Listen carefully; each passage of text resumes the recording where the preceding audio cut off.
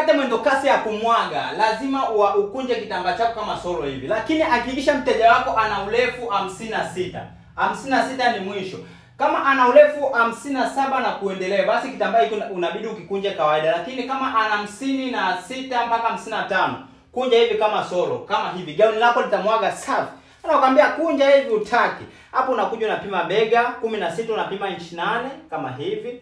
Sasa unaweka hivi mstari wako, unapima shingo inchi 3.5, hii hapa. Tunashuka inchi 4 au inchi 5 hapa. Unakuja unashuka mstari wa kwapa mpaka kwenye kifua. Hapa ni ngapi? Inchi 9 tunaweka kwa sababu ni mnene. Tunaweka inchi 9 hapa.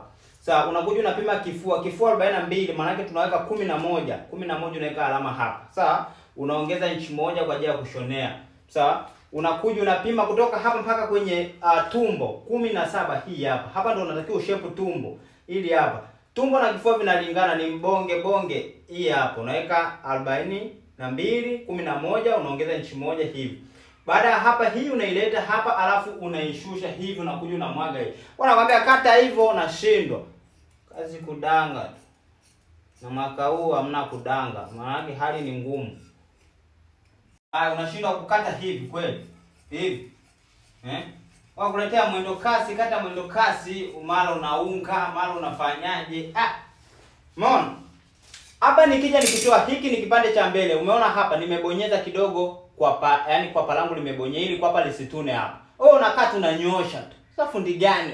Haya, sasa ukikata mwendo kasi kama hivi imenyoka, hata ukisema kwamba upime urefu wako kwamba urefu ni ngapi, urefu unatimia kama kawaida. Umeona? Urefu wangu ni 53, nimeongeza imekuwa 54. Nguo inapendeza kabisa. Shona pisi zako hizi kama 50, uza.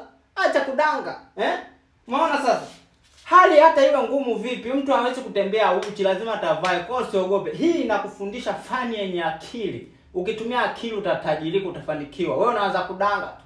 Sasa endelea kuwaza kudanga, mwisho wa siku muwazane wewe na ukimwi, mwanze kuzungukana. Ukimwi unakutafuta na wewe unatafuta. Mnatafutana, mwisho wa siku mtakutana. Utakuwa umeshavagaa.